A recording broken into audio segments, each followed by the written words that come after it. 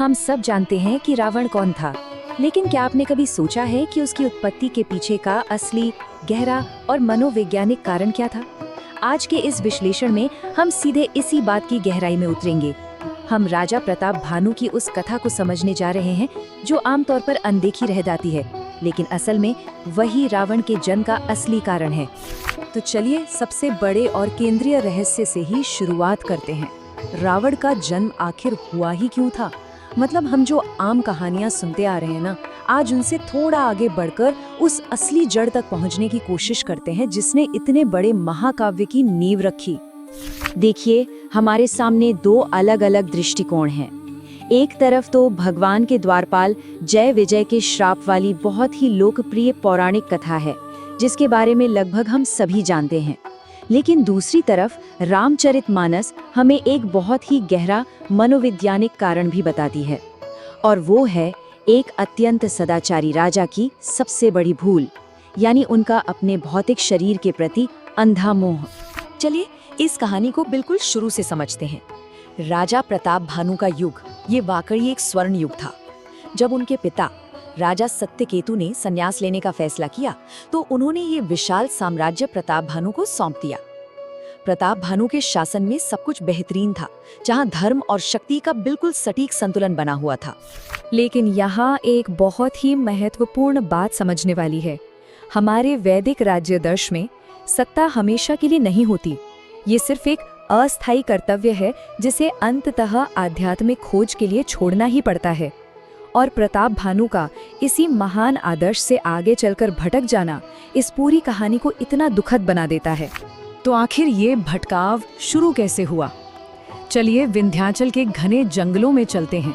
राजा एक शाही शिकार अभियान पर निकले थे और बस यहीं से भाग्य ने एक ऐसा खेल खेला जिसने राजा के जीवन की पूरी दिशा ही पलट कर रख दी। जरा शिकार के इस घटनाक्रम पर गौर कीजिए। सुबह राजा एक असाधारण रूप से विशाल जंगली सुअर के पीछे भागना शुरू करते हैं। दोपहर होते होते वो अपनी सेना से बिछुड़ जाते हैं, फिर गुफाओं में रास्ता भटकते हैं और शाम होते होते उस घने अनजान जंगल में पूरी तरह से थक कर दिशाहीन हो जाते हैं। ये सिर्फ उनकी शारीरिक थकान नहीं थी, बल्कि ये उनके आध्यात्मिक भटकाव की शुरुआत थी। और आपको पता है सबसे हैरान करने वाली बात क्या थी? वो जंगली सुअर कोई साधारण जानवर था ही नहीं। यहीं से शुरू होता है कालकेतु राक्षस का छल।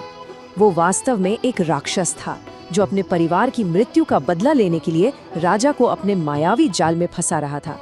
असल में ये मायावी सुअर उन सांसारिक आकर्षणों का एक सटीक प्रतीक है जो हमारी आत्मा को भटका देते हैं। अब राजा पूरी तरह से भूख और प्यास से टूट चुके थे। तभी उन्हें जंगल में एक सुनसान आश्रम दिखाई देता है। वहां उनकी भेंट एक ऐसे व्यक्ति से होती है जो घोर तपस्या में लीन था। उस थका देने वाली स्थिति में वो तपस्वी राजा को अपने लिए एक रक्षक के रूप में दिखाई दिया, लेकिन असलियत कुछ और ही थी। वो तथाकथित साधु एक कपटी मुनि था। वो असल में एक पराजित राजा था, प्रताप भानु का पुराना दुश्मन, जो भेष बदलकर बस अपने बदले का सही मौका ढूंढ रहा था। यहाँ हम मनोवैज्ञानिक हेरफेर का एक बेहतरीन उदाहरण देखते हैं।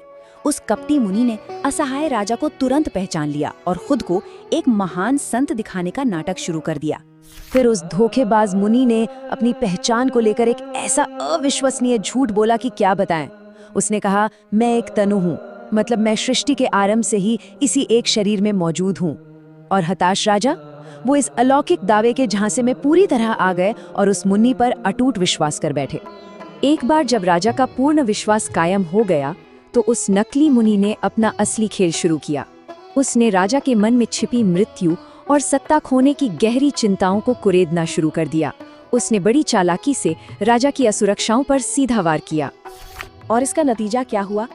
मोक्ष या आध्यात्मिक मुक्ति मांगने के बजाय राजा ने 3 ऐसी चीजें मांगी जो पूरी तरह से उनके अहंकार से प्रेरित थीं। शारीरिक अमरता, युद्ध में अजेयता और 100 कल्पों तक का शासन। यह देहाभिमान का सबसे बड़ा उदाहरण है, जहां राजा अपनी आत्मा के बजाय अपने भौतिक शरीर और सत्ता को हमेशा के लिए अमर बनाना चाहता था।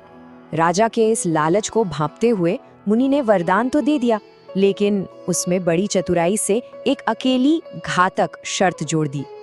राजा को अब केवल किसी ब्राह्मण के श्राप से ही नुकसान पहुंच सकता था, और यही वो लूपहोल था वो जाल था जिसमें राजा को हमेशा के लिए फंसना ही था। इसके बाद शुरू होती है एक भयानक साजिश। अब हम कालकेतु राक्षस और उस कपटी मुनि के द्वेष का एक खौफनाक गठजोड़ देखेंगे। इन दोनों ने मिलकर एक ऐसी योजना रची जिसका मकसद पूरी तरह से एक बहुत बड़ी आध्यात्मिक आपदा पैदा करना था। जरा इस अचूक जाल को देखिए। कालकेतु सबसे पहले सोते हुए राजा को वापस उनके महल छोड़ आता है, फिर वो राजा के असली पुरोहित का अपहरण करता है और खुद उसका रूप धर लेता है। और सबसे भयानक कदम, वो 1 लाख श्रेष्ठ ब्राह्मणों के लिए आयोजित महाभोज के भोजन में निषिद्ध मांस मिला देता है। सब कुछ इतनी सफाई से हुआ कि राजा प्रताप भानु को इसकी भनक तक नहीं लगी। अब कहानी अपने सबसे तनावपूर्ण पल पर पहुंचती है। महाभोज का दिन आ गया है और राजा प्रताप भानु स्वयं उन पवित्र ब्राह्मण मेहमानों को वो भोजन परोसने के लिए आगे आते हैं। सब कुछ शांत था, लेकिन ये उस महाविनाश से ठीक पहले की शांति थी। ठीक उसी पल जैसे ही ब्राह्मण भोजन शुरू करने वाले थे, कालकेतु ने एक झूठी आकाशवाणी का भ्रम पैदा किया। इस एक आवाज ने पूरे महाभोज में हाहाकार मचा दिया और सभी ब्राह्मण अचानक से एक भयंकर और न्यायोचित क्रोध से भर उठे। ये मानते हुए कि राजा ने जानबूझ के उनका धर्म भ्रष्ट करने की कोशिश की है, ब्राह्मणों का भयंकर श्राप राजा पर टूट पड़ा। बिना राजा का पक्ष सुने उन्होंने श्राप दे दिया कि 1 वर्ष में तुम्हारे वंश का नाश हो जाएगा और तुम सब देव विरोधी राक्षस बनोगे। उस अनभिज्ञ और निर्दोष राजा का सारा पुण्य एक पल में राख हो गया। हालांकि श्राप मिलने के कुछ ही क्षणों बाद एक दूसरी बिल्कुल सच्ची आकाशवाणी हुई। उसने बताया कि राजा ने जानबूझकर कोई अपराध नहीं किया है, वो तो माया का शिकार हुआ है। लेकिन हम जानते हैं कि एक ब्राह्मण का श्राप प्रकृति की एक ऐसी शक्ति है जिसे कभी वापस नहीं लिया जा सकता। अब बहुत देर हो चुकी थी। इस श्राप के तुरंत बाद राजा का साम्राज्य कमजोर पड़ गया। दुश्मनों ने आक्रमण किया और पूरा राज्य नष्ट हो गया। लेकिन ये अंत नहीं था, ये तो उस अंतिम ब्रह्मांडीय परिणाम की बस शुरुआत थी। प्रताप भानु से रावण तक का सफर अब शुरू हो रहा था। अब इस दिलचस्प पहलू को देखिए, राजा और उनके करीबियों का मूल स्वभाव कैसे उनके राक्षसी जन्म में बदल गया। प्रताप भानु का वो अहंकार सीधे तौर पर रावण बना। उनके भाई अरिमर्दन का बल कुंभकर्ण के रूप में सामने आया और उनके मंत्री धर्मरुचि की जो भक्ति थी वो विभीषण के रूप में जन्मी। उनकी मानवीय महत्वाकांक्षाएं ही उनकी राक्षसी पहचान बन गई। और यही पूरी गाथा इस बात को स्पष्ट करती है कि भ्रम के जाल में बुरी तरह फंसी एक महान आत्मा के इस राक्षसी अस्तित्व को समाप्त करने के लिए स्वयं भगवान राम को अवतार लेना क्यों पड़ा।